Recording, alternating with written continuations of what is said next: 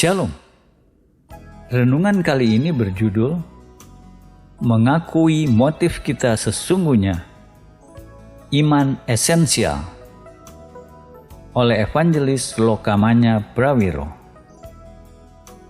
Tujuan kelimpahan Allah adalah untuk setiap perbuatan baik.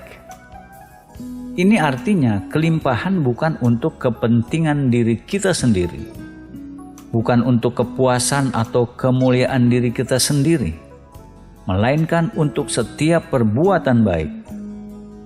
Kita akan melihat berbagai jenis perbuatan baik yang karenanya Allah memberi kelimpahannya. Di sini kita akan membahas secara spesifik syarat-syarat untuk menerima kelimpahan Allah. Ada 5 syarat utama yang dipresentasikan dalam kitab suci. Pertama, motif dan sikap kita harus benar. Kedua, iman esensial. Ketiga, memberi adalah cara Alkitabiah untuk memuliakan. Keempat, kita harus berpikir, berbicara, dan bertindak dengan benar. Kelima, kita mengizinkan Allah menambah dengan cara dan sesuai waktunya. Sangat mudah berharap pada Allah untuk kelimpahannya, namun dengan motif dan sikap yang salah. Motif dan sikap penting bagi Allah. Allah tidak melihat kita seperti kita melihat diri kita sendiri atau seperti kita melihat satu sama lain. Dalam kitab 1 Samuel, Tuhan mengatakan pada Samuel sesuatu yang sangat signifikan ketika ia datang untuk mengurapi satu dari anak-anak Isai untuk menjadi raja masa depan Israel. Samuel melihat pada anak pertama yang tinggi dan tampan dan mengesankan, dan ia berpikir, ini pasti yang Tuhan urapi. Namun Tuhan berbicara padanya dan mengatakan sesuatu signifikan yang umum dalam kehidupan kita. Tetapi berfirmanlah Tuhan kepada Samuel, janganlah pandang parasnya atau perawakannya yang tinggi, sebab aku telah menolaknya. Bukan yang dilihat manusia yang dilihat Allah. Manusia melihat apa yang di depan mata, tetapi Tuhan melihat hati. 1 Samuel 16 ayat 7. Itu esensi dari apa yang kita bicarakan. Allah tidak melihat seperti kita umat manusia melihat. Kita hanya melihat yang tampak di luar. Kita mendengar kata-kata, kita melihat tampak dan membuat kesimpulan-kesimpulan kita. Tetapi Tuhan melihat di bawah permukaan, pada motif seseorang dan sikap hatinya. Jika kita melihat pemeliharaan Allah dengan sikap hati yang tidak memuliakannya, ada 2 cara atau safeguard untuk menolong kita mengurus kelimpahan dengan cara yang bijaksana. Pertama, memeriksa motif kita. Kedua, memeriksa sikap kita terhadap orang miskin. Kenapa kita mencari kelimpahan dalam bidang tertentu? Apakah karena ambisi pribadi? Apakah karena ketamakan? Apakah karena kebanggaan dan harga diri? Apakah kita hanya fokus pada diri sendiri? Atau apakah kita benar-benar dengan tulus berusaha melebarkan kerajaan Allah? Periksalah motif-motif kita. Prinsip memusatkan pada diri sendiri ini bisa diaplikasikan sebagai contoh dalam bidang bisnis. 2 orang berada dalam bidang bisnis yang sama, mengejar tujuan yang sama, menggunakan metode yang sama. Dari luar tidak ada perbedaan antara yang satu dan yang lain. Namun motif yang satu mementingkan diri sendiri, sedangkan yang satunya secara tulus ingin melebarkan kerajaan Allah. Maka Allah akan menahan kelimpahan dari yang pertama, yang motifnya mementingkan diri sendiri, namun akan memberi kelimpahan kepada yang kedua, yang dengan tulus menginginkan melebarkan kerajaan Allah. Tidak ada di permukaan yang mengindikasikan kenapa Allah melakukan itu. Namun Allah melihat ke bawah permukaan. Ia melihat pada motif dan sikap hati kita. Dalam Lukas 12, Yesus mengatakan perumpamaan tentang orang kaya yang membangun gudang gandum atau lumbung lebih besar dan memenuhinya dengan hasilnya.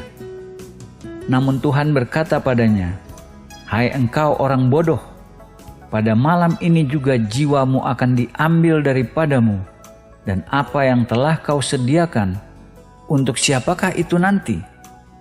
Ayat 20. Yesus selalu menambahkan komentar ini.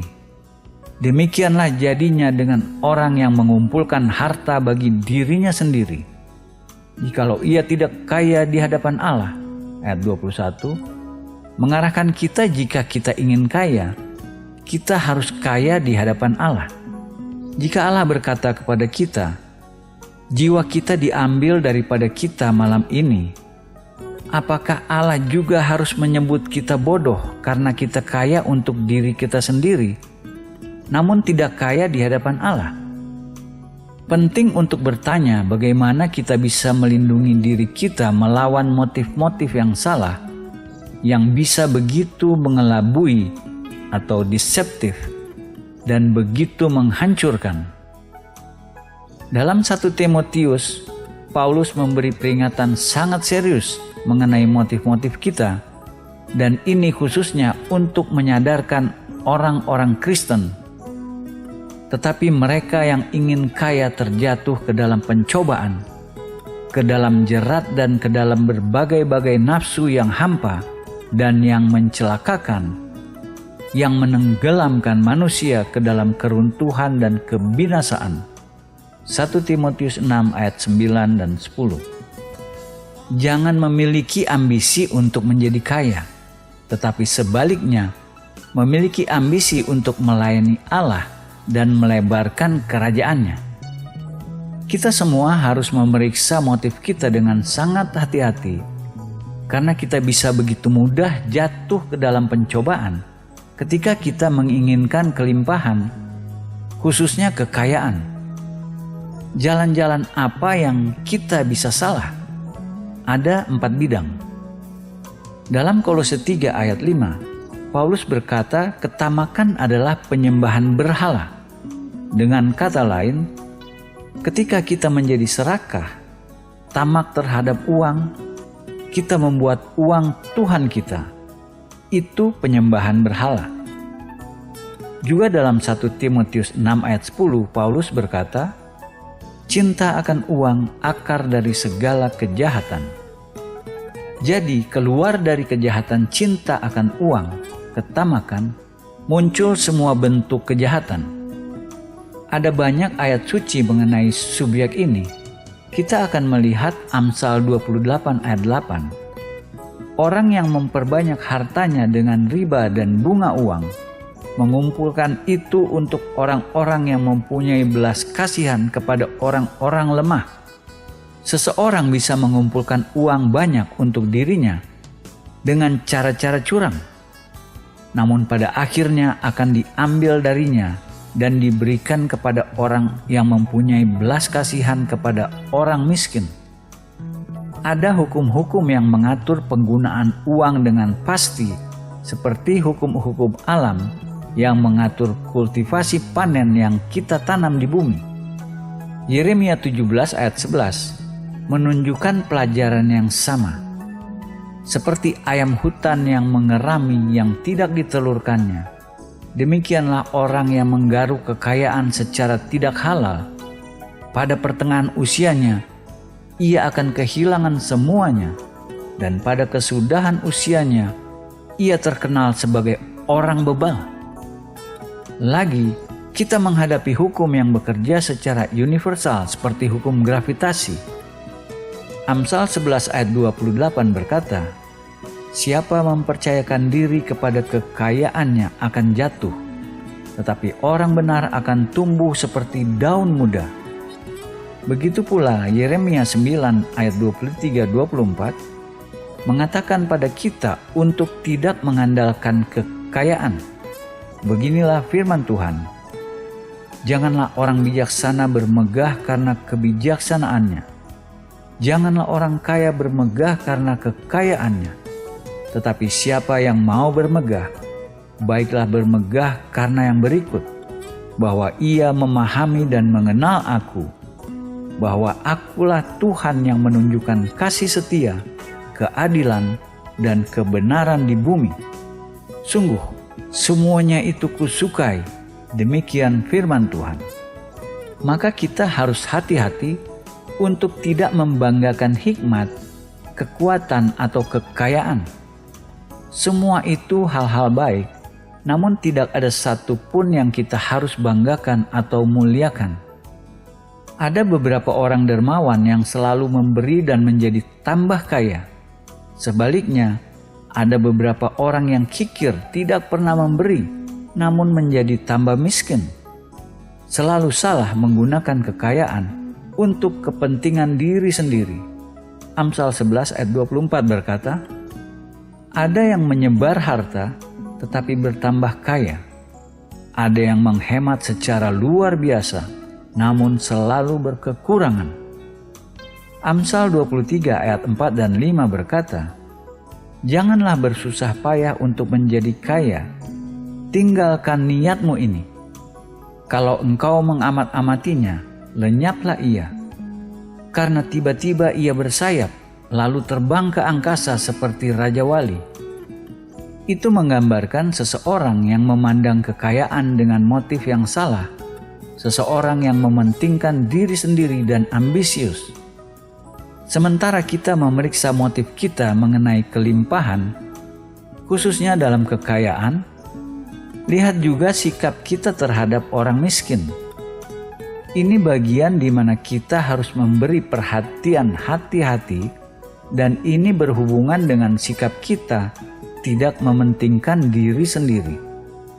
Ada banyak orang Kristen di dunia hari ini dengan latar belakang berbeda. Beberapa orang Kristen datang dari latar belakang di mana mereka dilatih memiliki sikap peduli dan penuh kasih terhadap orang miskin. Dalam beberapa kelompok dari gereja evangelikal, ada penekanan begitu rupa pada keselamatan melalui iman, hingga kadang-kadang perbuatan baik hampir hilang. Banyak orang evangelikal berada dalam bahaya mengabaikan pengajaran kitab suci bahwa kita punya kewajiban terhadap orang miskin. Mari kita mengutip beberapa nas kitab suci yang mengatakan dengan jelas kewajiban kita semua untuk bermurah hati atau dermawan dan berbelas kasih memberi pertolongan praktikal kepada orang miskin, sekaligus akibat-akibat serius jika kita memandang hina, merendahkan, atau mengeksploitasi orang miskin. Banyak dari nas-nas ini diambil dari kitab Amsal. Sangat besar dampaknya. Amsal 21 ayat 13 berkata, "Siapa menutup telinganya bagi jeritan orang lemah, tidak akan menerima jawaban kalau ia sendiri berseru-seru." Allah berkata, jika kita menutup telinga kita dan tidak menjawab ketika kita mendengar seorang miskin menjerit kepada kita minta pertolongan, saatnya akan tiba dalam hidup kita ketika kita akan menjerit minta pertolongan, namun kita tidak akan mendapat jawaban. Ini peringatan serius untuk kita semua. Kita mungkin berkata, "Saya tidak punya kebutuhan, saya tidak menjerit," namun tidak ada dari kita tanpa belas kasih dan kasih karunia Allah yang bisa selamanya yakin kita tidak akan punya kebutuhan. Allah berkata mungkin tiba waktunya ketika kita punya kebutuhan menjerit minta pertolongan. Sementara itu, jika kita menjawab jeritan orang miskin minta pertolongan, maka kita memiliki jaminan jeritan kita akan didengar dan dijawab. Amsal 29 ayat 7 berkata, "Orang benar mengetahui hak orang lemah, tetapi orang fasik tidak mengertinya." Ada garis pemisah jelas antara orang benar dan orang fasik. Satu tanda benar Alkitabiah akan memperhatikan nasib orang miskin, dan satu bukti kefasikan adalah tidak mengerti hal itu. Jika kita ceroboh atau mementingkan diri sendiri dalam sikap kita terhadap orang miskin, Alkitab menggambarkan itu sebagai kefasikan. Amsal 14 ayat 21 berkata, "Siapa menghina sesamanya berbuat dosa, tetapi berbahagialah orang yang menaruh belas kasihan kepada orang yang menderita." Amsal 19 ayat 17 berkata, "Siapa menaruh belas kasihan kepada orang yang lemah, memiutangi Tuhan yang akan membalas perbuatannya itu." Ketika kita menunjukkan motif-motif benar dengan sikap murah hati terhadap orang miskin, maka kita tidak hanya memberi kepada orang miskin, namun juga memiutangi Tuhan. Ketika kita memberi kepada orang miskin dan memiutangi Tuhan, akan ada waktunya dalam hidup kita ketika Tuhan membayar kembali yang kita piutangi, dan Tuhan memberi bunga atas pinjaman atau menambah berkat. Amsal 28 ayat 27 mengatakan kepada kita, "Siapa memberi kepada orang miskin tak akan berkekurangan, tetapi orang yang menutup matanya akan sangat dikutuki." Ini jaminan dari Allah dalam firman-Nya. Jika kita memberi kepada orang miskin, kita tidak akan pernah kekurangan. Namun jika kita menutup mata pada kebutuhan orang miskin, akan banyak kutukan yang datang atas kita. Perjanjian Baru demikian pula menekankan memperhatikan orang miskin sebagai bagian penting dari kebenaran kekristenan. Dalam Galatia 2 ayat 1-10, Paulus menggambarkan konfrontasi ia dan kawan sekerjanya alami dengan Yakobus, Petrus, dan Yohanes mengenai cara di mana Injil direpresentasikan kepada bangsa-bangsa lain atau non-Yahudi. Ketegangan pada akhirnya diselesaikan oleh setiap kelompok dengan mengakui perbedaan panggilan masing-masing. Namun ada satu poin di mana dua kelompok sepakat untuk ingat akan orang miskin. Galatia 2 ayat 10. Maka kita melihat mengingat orang miskin dan tak mampu bagian penting dari pesan Injil. Hari ini mudah bagi sebagian dari kita menutup hati kita terhadap kebutuhan orang miskin. Mereka tidak sesuai jalan hidup kita. Mereka tidak benar dalam pandangan kita. Jika kita tidak menyadari fakta ada orang miskin yang membutuhkan pertolongan, kita bersalah karena informasi dan pengetahuan mengenai itu tersedia bagi kita. Ayat-ayat kitab suci dan banyak lagi seperti itu menempatkan tanggung jawab besar ke atas kita untuk tidak masa bodoh, melainkan prihatin atas kebutuhan orang miskin. Kita tidak boleh mengalihkan mata kita dari keadaan buruk mereka. Mazmur 112 melukis gambaran seorang yang takut akan Tuhan dan berkat-berkat yang ia nikmati. Berguna untuk mempelajari gambaran ini secara detail. Catat juga dalam 2 Korintus 9 ayat 9, Paulus mengutip ayat 9 dari Mazmur ini, mengaplikasikannya secara spesifik pada kita sebagai orang-orang Kristen. Harta dan kekayaan ada dalam rumahnya. Kebijakannya tetap untuk selamanya. Mujur orang yang menaruh belas kasihan dan yang memberi pinjaman, yang melakukan urusannya dengan sewajarnya. Sebab ia takkan goyah untuk selama-lamanya. Orang benar itu akan diingat selama-lamanya. Ia membagi-bagikan, ia memberikan kepada orang miskin. Kebaikannya tetap untuk selama-lamanya. Tanduknya meninggi dalam kemuliaan. Mazmur 112 ayat 3, ayat 5-6 dan ayat 9. Dalam gambaran orang yang takut akan Allah ini, kita melihat 3 elemen dirajut jadi satu. Kebenaran yang tidak goyah, kekayaan dan kedermawanan atau murah hati terhadap orang miskin. Nasihat yang Daniel berikan kepada Raja Nebukadnezar. Daniel salah satu dari penasihat kerajaan Raja Nebukadnezar di Babylon. Nebukadnezar mendapatkan mimpi yang mengusik dia yang memprediksi penghakiman yang akan datang atasnya. Ia memanggil Daniel untuk menerjemahkan mimpinya. Daniel sangat prihatin karena ia melihat ini sebagai nubuat penghakiman atas raja. Namun Daniel menawarkan Raja Nebukadnezar nasihat ini. Jadi, ya Raja, biarlah nasihatku berkenan pada hati tuanku. Lepaskanlah diri tuanku daripada dosa dengan melakukan keadilan, dan daripada kesalahan dengan menunjukkan belas kasihan terhadap orang yang tertindas. Dengan demikian, kebahagiaan tuanku akan dilanjutkan. Daniel 4 ayat 27. Apa cara spesifik, praktikal di mana Nebukadnezar bisa mendemonstrasikan bahwa ia benar-benar bertobat dan berbalik dari kefasikan kepada kebenaran? Dengan menunjukkan belas kasih pada orang miskin. Seandainya Nebukadnezar melakukan itu, siapa tahu ia sudah diselamatkan dari penghakiman Allah. Sementara kita menyimpulkan pembelajaran kita, syarat pertama untuk menerima kelimpahan Allah yang berhubungan dengan motif dan sikap kita, menolong untuk meninjau prinsip-prinsip yang kita sudah rangkum.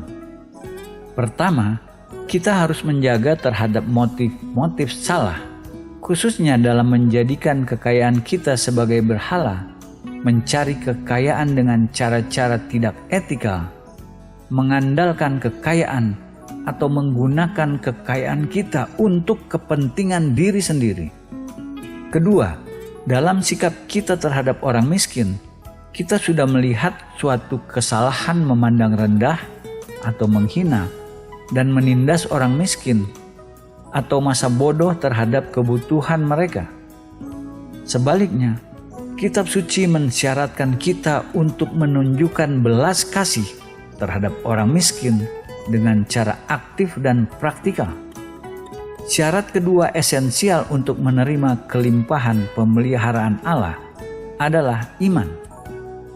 Kita sudah melihat kelimpahan bagian pemeliharaan yang diberikan pada kita melalui kasih karunia Allah.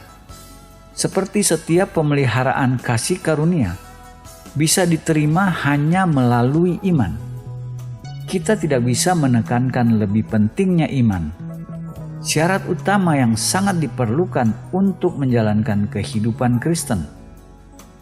Iman sebagai syarat esensial dikemukakan dalam banyak tempat dalam Perjanjian Baru, namun kita akan melihat hanya beberapa nas. Pertama dalam Ibrani, sebab barang siapa berpaling kepada Allah, ia harus percaya bahwa Allah ada, dan bahwa Allah memberi upah kepada orang yang sungguh-sungguh mencari Dia. Ibrani 11 ayat 6. Perhatikan ada kata harus dalam ayat itu. Siapapun yang berpaling kepada Allah harus. Ini syarat Allah yang tak berubah. Harus melakukan apa? Harus percaya. Artinya harus menerapkan iman. Ia harus percaya dua hal. Pertama, bahwa Allah ada. Sebagian besar orang percaya itu, namun itu sendiri tidak cukup. Ia harus juga percaya bahwa Allah memberi upah kepada orang yang sungguh-sungguh mencari Dia. Banyak orang yang berpaling kepada Allah tidak benar-benar yakin jika mereka sungguh-sungguh mencari Allah, Ia memberi upah kepada mereka. Namun kitab suci berkata, itu dasar di mana kita harus datang kepada Allah. Itu jika kita sungguh-sungguh mencarinya. Kita percaya Ia akan memberi upah kepada kita. Ia akan memenuhi kebutuhan-kebutuhan kita. Ia akan memenuhi janji-janjinya. Itu syarat dasar. Kita harus percaya. Kita harus percaya bahwa jika kita sungguh-sungguh mencari Allah, Ia akan memberi upah kepada kita. Lalu dalam Roma kita mendapatkan satu dari kunci besar ayat-ayat Perjanjian Baru. Sebab di dalam Injil nyata kebenaran Allah yang bertolak dari iman dan memimpin kepada iman, seperti ada tertulis, orang benar akan hidup oleh imannya. Roma 1 ayat 17. Dalam ayat kunci itu, kata iman terjadi 3 kali. Kebenaran Allah diungkapkan dari iman kepada iman dan pewahyuannya. Orang benar akan hidup oleh imannya. Satu-satunya dasar untuk hidup benar yang dapat diterima Allah adalah dasar iman. Kita harus hidup oleh iman. Kata hidup adalah satu dari kata-kata termasuk semua yang kita bisa gunakan. Mencakup segala sesuatu yang kita lakukan, sederhana atau rumit, biasa atau tidak biasa. Mencakup hal-hal seperti makan, tidur, berbicara, berjalan. Mencakup setiap aktivitas. Semua aktivitas itu harus berdasarkan pada iman jika kita ingin diperhitungkan benar oleh Allah. Selanjutnya dalam Roma, Paulus menyimpulkan sisi yang berlawanan. Dalam berurusan dengan pertanyaan makan, ia berkata, "Tetapi barang siapa yang bimbang, kalau ia makan, ia telah dihukum, karena ia tidak melakukannya berdasarkan iman. Dan segala sesuatu yang tidak berdasarkan iman adalah dosa." Roma 14 ayat 23. Perhatikan bagian akhir itu. Segala sesuatu yang tidak berdasarkan iman adalah dosa. Letakkan keduanya bersama. Orang benar akan hidup oleh imannya, atau satu-satunya dasar hidup benar adalah iman. Dan segala sesuatu yang tidak berdasarkan iman adalah dosa. Paulus berkata 2 cara, positif dan negatif. Dan hidup termasuk segala sesuatu.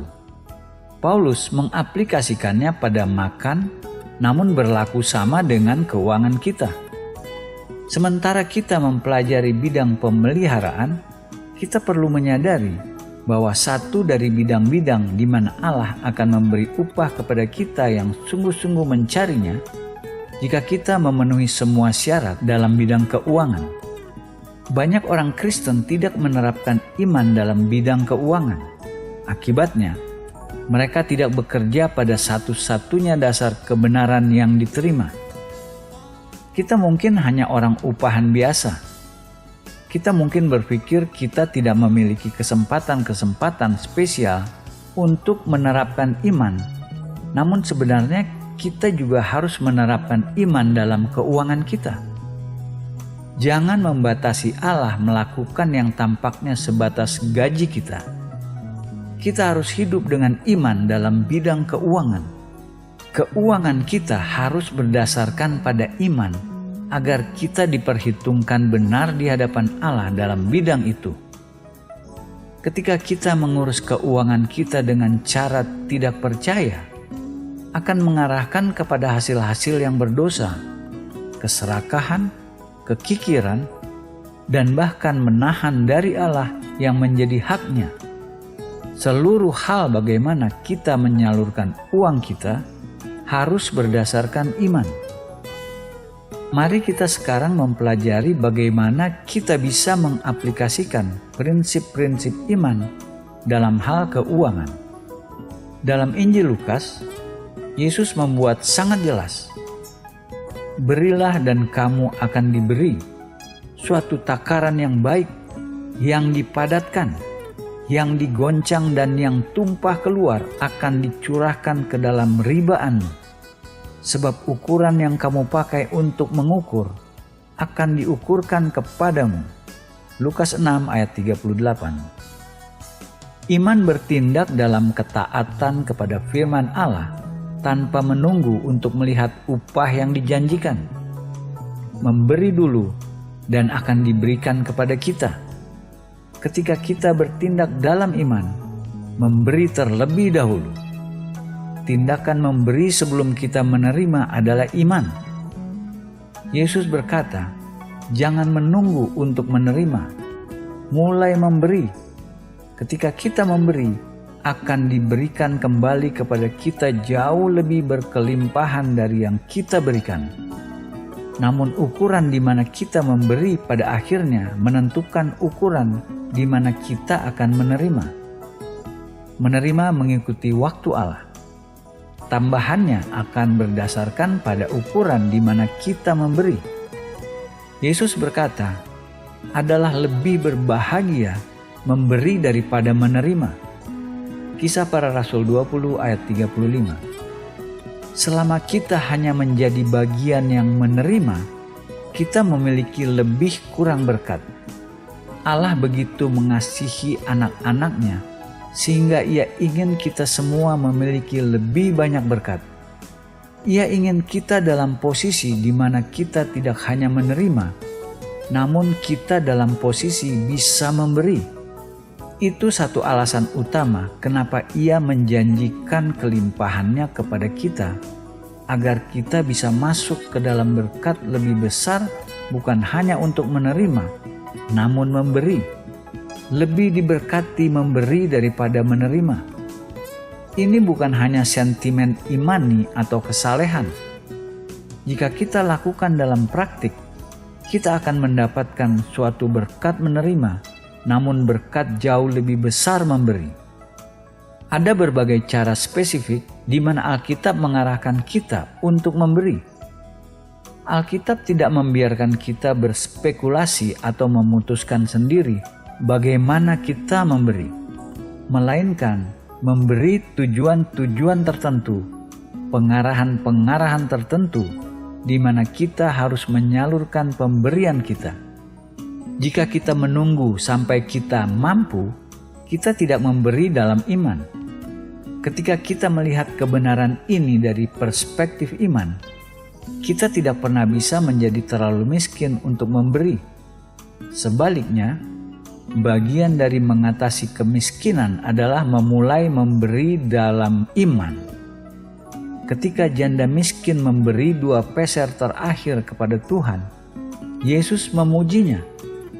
Ia tidak menegurnya, boros atau tidak realistik. Lukas 21 ayat 1-4. Paulus menjelaskan hukum yang bekerja dalam pertanian juga sama bekerja dalam alam finansial.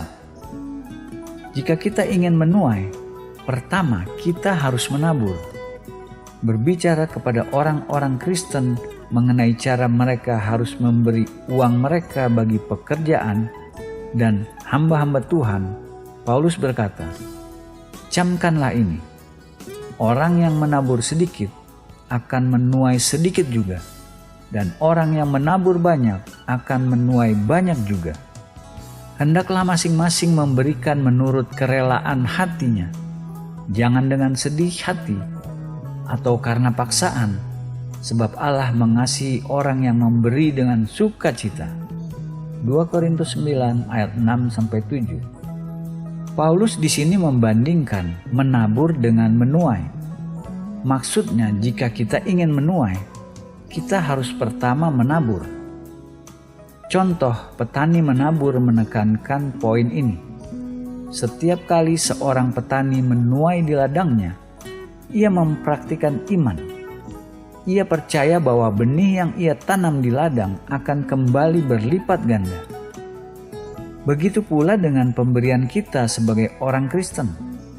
Jika kita ingin menuai, kita pertama harus menabur. Lebih jauh, ukuran di mana kita menabur akan menentukan ukuran di mana kita menuai. Jika kita menabur dengan hemat, kita akan menuai dengan hemat. Jika kita menabur berlimpah-limpah, kita akan menuai berlimpah-limpah. Kita bisa mengambil contoh petani satu langkah lebih jauh. Menabur bukan menghambur acak dimanapun kita berada. Jika kita berjalan di jalanan, menghambur benih ke kanan dan ke kiri, ke dalam selokan, kita tidak akan menuai banyak. Namun orang-orang Kristen memberi seperti itu, dengan impuls acak, tanpa berdoa atau prinsip. Mereka melemparkan saja uang mereka di mana-mana. Tidak heran mereka tidak menuai faedah-faedah yang dijanjikan dalam kitab suci.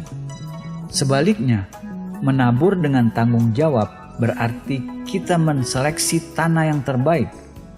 Kita membuat persiapan yang terbaik. Kita memilih waktu yang tepat dan kita menabur benih yang terbaik. Itu bagaimana kita harus mengurus keuangan kita secara individu dan kolektif.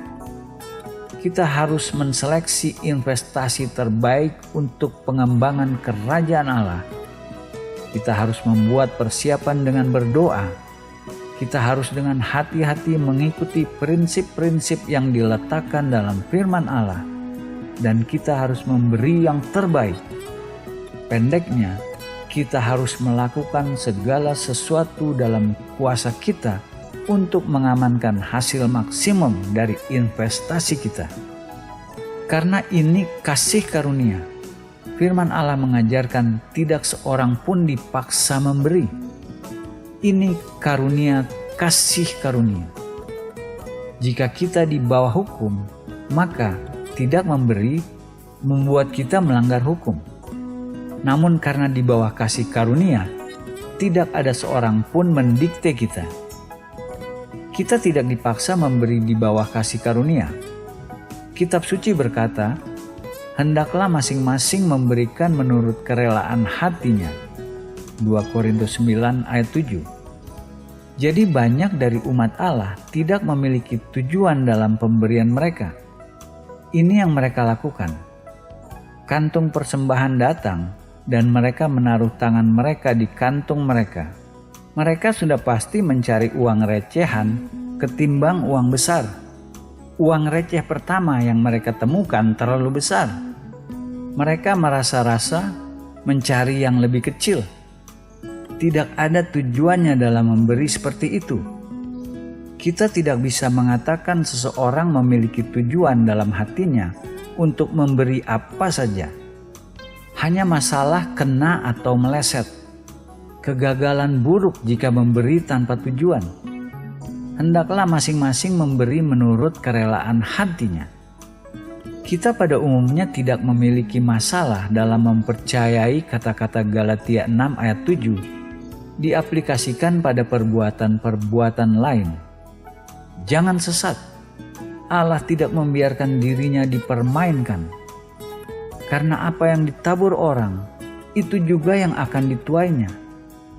Jika sebagai contoh, seseorang menabur ketidakbaikan dan kritikan, ia akan menuai ketidakbaikan dan kritikan. Atau kita bisa mengatakan di lain pihak, jika seseorang menabur kasih dan perbuatan-perbuatan baik, ia akan menuai kasih dan perbuatan-perbuatan baik. Kita semua mengerti, tidak berarti hanya menabur benih fisikal. Kita semua tahu itu. Tidak ada masalah dengan itu. Namun beberapa dari kita belum melihat bahwa ini berlaku sama dalam alam finansial. Apapun yang seseorang tabur, itu yang ia tuai. Tepatnya seperti itu. Seperti benar dalam alam pertanian, begitu pula dalam alam finansial. Kita tabur, kita tuai. Ini pemeliharaan Allah untuk membuat kasih karunia-Nya berlimpah-limpah kepada kita secara finansial. Kita belajar untuk menabur dalam iman dan kita menuai dalam iman. Banyak umat Allah dalam jumlah besar mengalami kebenaran ini. Iman harus diterapkan. Apapun yang bukan dari iman adalah dosa. Ketika kita memberi, namun tidak dalam iman, kita hanya bermain-main dengan Allah, berdosa. Ketika kita memberi asal-asalan dengan tidak sungguh-sungguh, sambil lalu, acuh tak acuh, hanya merogoh ke dalam kantong kita dan melihat apa yang didapat, kita bermain-main dengan Allah Maha Kuasa. Kita tidak mengatakan ini untuk membawa penghukuman, namun untuk menolong kita melihat kodrat dari tindakan ini. Persembahan adalah bagian dari ibadah yang dihormati. Jangan memberi sambil lalu. Jika kita merasa tidak ingin memberi, jangan memberi apa-apa. Prinsip iman ini ada semuanya sepanjang Alkitab. Mari kita melihat lagi kata-kata Ibrani 11 ayat 6. Tetapi tanpa iman tidak mungkin orang berkenan kepada Allah. Sebab barang siapa berpaling kepada Allah, ia harus percaya bahwa Allah ada dan bahwa Allah memberi upah kepada orang yang sungguh-sungguh mencari Dia. Ini berlaku dalam keuangan. Jika kita sungguh-sungguh mencari Allah dengan uang kita, Ia akan memberi upah kepada kita. Kita harus percaya prinsip ini sebelum kita datang kepada Allah. Jika tidak, kita tidak bisa datang kepadanya. Tanpa iman, mustahil menyenangkan Allah. Amin.